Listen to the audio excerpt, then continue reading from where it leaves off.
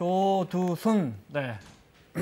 2008년 8살 아이를 잔인하게 성폭행해서 그 범행이 정말 잔혹했습니다. 온 국민을 분노하게 만들었던 조두순 13년형 받았는데 2년 있으면 출소합니다. 12년형 받았는데 2년 있으면 나옵니다.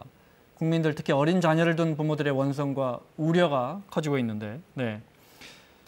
포항교도소로 갑자기 이감했다고요? 이건 그렇습니다. 뭐예요? 그러니까 이제 법무부 관계자의 말에 의하면 조두순이 이제 출소를 2년 앞두고 심리적으로 상당히 불안해하고 있다. 아마도 이제 본인에 대한 청원 같은 게 계속 나오는 것 때문에 좀 힘들어하는 것 같은데, 그래서 이 사람이 이제 2년의 그 시간을 남겨두고 사회에 적응할 수 있는지 확인하는 것도 좀 필요하고, 또 성범죄자에 대해서는 집중적인 좀 치료가 필요하기 때문에 이것을 위해서 지난 7월에 청송교도소에서 포항으로 옮겼다는 얘기입니다. 근데 네. 포항교도소는 사실은 청송교도소보다 훨씬 시설이 좋아요. 그리고 2006년도에 만들어진 곳이기 때문에 신식이고 거실도 있고, 그동안에 혼자 한 평 정도 되는 곳에 살았는데 이제는 여러 명하고 같이 또 얘기를 할 수 있습니다. 네. 그래서 실질적으로 그 사람에 대해서 오히려 혜택 주고 있는 게 아니냐 이런 얘기가 나오고 있고요. 그럼에도 불구하고 어쨌든 법무부 얘기는 일단 300시간의 그 성폭력 교육에 대한 이수를 해야 되기 때문에 일단 옮겼다. 그리고 아마도 이 사람에 대해서는 추가로 100시간 정도 더 필요하지 않을까 싶다 이렇게 말하고 있습니다.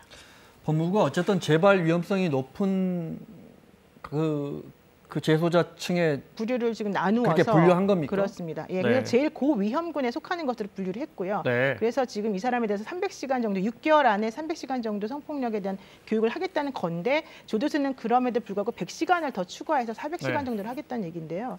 사실 조두순 같은 경우에는 뭐 우리나라에서 그동안 존재하지 않았던 수많은 뭐 여러 성폭력 중에서 가장 심하게 성폭력을 어린 나이에 대해서 저질렀기 때문에 네. 이 정도 가지고 사실 될까 이런 생각 아직도 하는 사람들이 많아요. 그래서 조두순이 얼마나 위험한가, 네, 우리나라 프로파일러를 대표하시죠 권일영 전 경장에게 우리가 물어봤습니다. 오늘 물어봤는데 한번 보시죠. 네. 당시에 범행이 저질러지고 난 직후여서 자기 범행에 대한 합리화, 또 뭐 이런 그 술을 마셔서 기억나지 않는다, 이렇게 회피하는 성향을 가장 많이 나타내고 있었습니다. 그가 애초에 갖고 있는 이 범죄 성향, 상대방을 공격하고 증거를 인멸하고 자기가 검거되지 않기 위한 노력들을 보면 사이코패스 성향이 높은 범죄자들한테 나타나는 특징들을 보이고 있습니다. 그런데 지금 어느 정도 교화가 되고 교정이 되었는지는 모르겠습니다만, 애초에 아동 성범죄는 재범 우려성이 높은 유형의 범죄이기 때문에 쉽게 수감 생활을 한다는 것만으로도 그것이 어떤 중단된다든지 멈춰 줄 수 있는 범죄들이 아니기 때문에, 반드시 그에 따른 심리적인 검사, 또 교화 프로그램, 이런 것들이 진행이 되어야 된다고 생각합니다. 네. 결론적으로 그 범죄가 멈춰질지 모르겠다는 겁니다. 네. 10년을 수감됐는데 지금까지 교화가 되지 않았다면 앞으로 남는 2년 동안 얼마가 교화될 것인지에 대한 국민적 불안이 크고요. 네. 조금 전에 사이코패스에 대한 검사 얘기를 했는데 점수가 29점이 나왔다는 겁니다. 기준점이 25점인데요. 네. 연쇄살인마 강호순이 27점, 이영학 어금니 아빠가 25점이라고 합니다. 국민들이 불안해하고 있는 건요. 지금 있는 이 조두순이 전과가 18범이에요.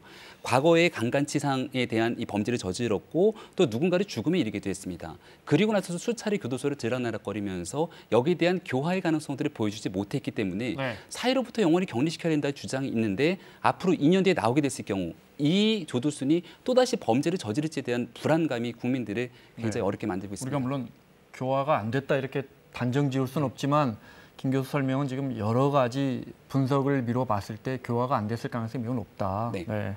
재발 가능성이 높다 이 말씀이신 그렇기 거죠? 때문에 네. 지금 교도소를 이감하지 않았습니까? 네, 네. 자, 2008년도에 이 사건이 있었습니다. 영상으로 그때 어떤 일이 있었는지 잠깐 보겠습니다.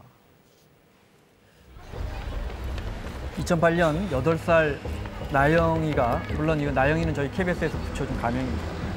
학교 등굣길에 50대 남성이 길을 막아서는데요. 아저씨가 너 이 교회 다니니 묻더래요. 그래서 아니라고. 그러니까는 가까이 접근을 하더니만은 입을 막고 단짝 안고 1층 건물 1층 현관으로 들어간 거예요. 이 남성 조두순은 당시 교회 건물 1층 화장실로 나영이를 끌고 가서 성폭행을 했는데요. 너무 잔혹해서 네. 대장의 80%가 소실되는데 자칫 생명을 잃을 뻔했습니다. 사건 이틀 만에 조두순은 검거됐고 1심 재판부는 만취 상태였다는 이유로 형을 깎아줬는데요. 저는 그때 심정은 정부에서 이런 끔찍한 범죄를 저지른 이 범인을 이렇게 손방망이 처벌할 바에야 그냥 무죄로 석방해줬으면 나는 바랬어요. 내 손으로 응징을 할 계획이었었습니다. 2심 재판 대법원에서도 징역 12년을 확정 선고해서 조두순은 당시 청송교도소에 수감됐는데요. 조두순이 재판 끝나고 나서 저한테 그 얘기를 하더라고요. 아빠, 나쁜 아저씨 이제 10년 있으면 이제 출소하지. 내가 공부해서 유명해지면은 나를 찾아내기 쉬울 거 아니냐. 그러니까 공부 안 하고 그냥 내 이름 아무도 모르게 이렇게 있으면 좋겠다고 그러길래. 조두순 재판 당시에 자기 착한 사람이라고 그랬다면서요. 네, 혐의를 전면 부인했죠. 여기에 대한 탄원서에 대해서 뭐라고 얘기를 했냐면 짐승도 하지 않는 그런 파렴치하고 악독한 짓을 나는 하지 않았다라고 얘기를 합니다. 그러면서 뭐라고 얘기를 하냐면요. 술을 마시고 다니기 때문에 일어난 거고 술에서 깨고 나면 아무런 기억도 나지 않는다라고 얘기를 합니다. 네. 결국은 심신미약으로 감경을 받게 되는 상황인데요. 국민들이 불안해하는 건 본인의 주장이 만약 맞다면 평상시에 나는 아무렇지 않은 사람인데 술을 마시고 나면은 완전히 정반대로 돌변되는 사람이 돼서 이런 끔찍한 범죄를 저지르고 그리고 나서 아무런 기억이 나지 않는다는 겁니다.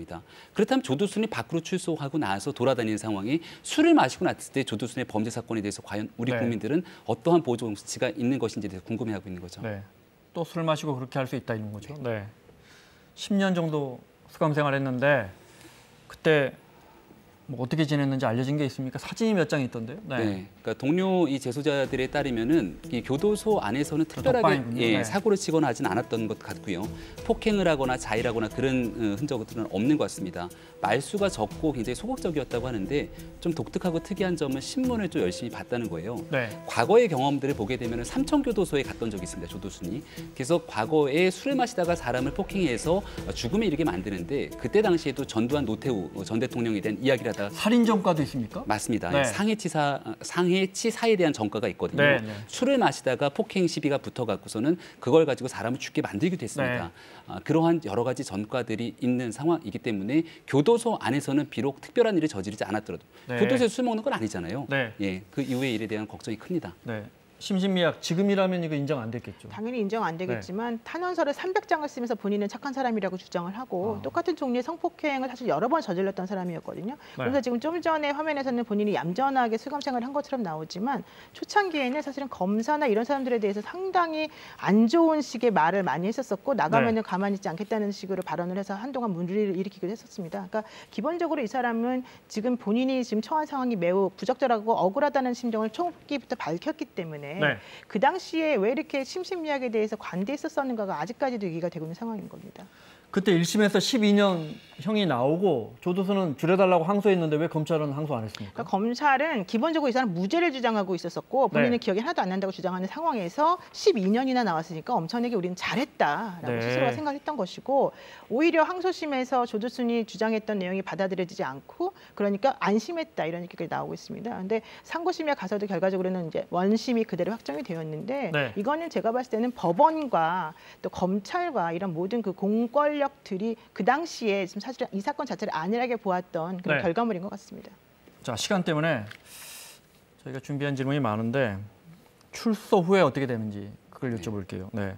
2020년 12월 13일 날 나오더군요. 네, 맞습니다. 그러면 이제 어떻게 됩니까? 일단 전자발찌는 차고요. 네, 전자발찌를 7년을 부착하게 되고요. 네. 여기에 대해서 성범죄자 알림이 사이트를 통해서 조두순의 신상은 공개가 됩니다. 네. 그리고 조두순이 거주하는 곳의 주변에 있는 사람 중에서 아동이 있는 부모에게는 우편으로 고지가 됩니다. 네. 저도 그걸 받아본 적이 있는데 이 주변에 이런 아동 성범죄자가 우리 있다라고 동네에 이런 사람이 삽니다라고 네. 집으로 우편물이 옵니까? 사진까지 배달이 됩니다. 네. 그걸 받으면 기분이 더 안 좋아요. 네. 그래서 어떡하라는 건지 대한 불안감들이 굉장히 커질 수밖에 없는 거고요. 네. 전담보호관찰관이 24시간 이제 밀착 감독할 거다라고 얘기를 하고 있는데 여기에 대해서 조금 더 구체적이고 자세한 계획에 대한 국민적 설득이 필요하지 않을까 싶습니다. 재심은 어렵다 그랬잖아요. 네, 그렇습니다. 그러면 뭐 사회 격리 무슨 심사를 해서 사회 격리를 하거나 뭐 이런 건요. 근데 그런 것도 사실은 현실적으로는 좀 어려운 부분이 있는데 네. 그럼에도 불구하고 새롭게 규칙이나 명령 같은 것들을 만들어서 보안 관찰이나 치료 감호 등을 새롭게 해볼 수는 있겠다 이런 식의 제안까지 나오고 있는 건데요. 네. 아직까지는 또 그게 구체적으로 나와 있지 않기 때문에 향후 어떻게 될지는 모릅니다. 다만 우리 같은 경우에는 과거에 어떤 식으로 재판을 받으면 그 재판 받은 것으로 끝나는 것이지 그 이후에 형을 다 산 다음에 그 사람에 대해서 또 뭔가 처벌을 하게 되면은 그건 문제 아니냐라고 하는 얘기가 나오고 네. 있어서 사실 쉽지는 않습니다. 알겠습니다. 얼굴 공개에 대해서 여론조사를 한 게 있던데 마지막으로 그거 살펴보고 네, 정리하겠습니다. 국민들이 얼굴 공개, 조두순의 얼굴 공개하자 91%가 찬성했는데 네, 그렇지만 법적으로 공개는 어렵다고 해요. 또 일각에서는 형을 다 산 사람인데 이 사람의 인격도 있지 않느냐 또 이 문제도 나와요. 범죄자의 인격을 너무 지나치게 보호해줄 필요는 없는데 기본적으로 얼굴 공개를 하는 게 국민들의 여론이긴 하지만 또 구체적인 그와 관련된 규정 같은 건 없기 때문에 현실성이 조금 떨어지는 부분이 있어요. 네, 알겠습니다. 자, 여기까지 하겠습니다. 자, 마무리할 시간입니다. 네, 김병민 교수, 노영희 변호사 수고하셨고요. 사사건건 내일은 표창원, 박성중 의원과 함께 돌아오겠습니다. 고맙습니다.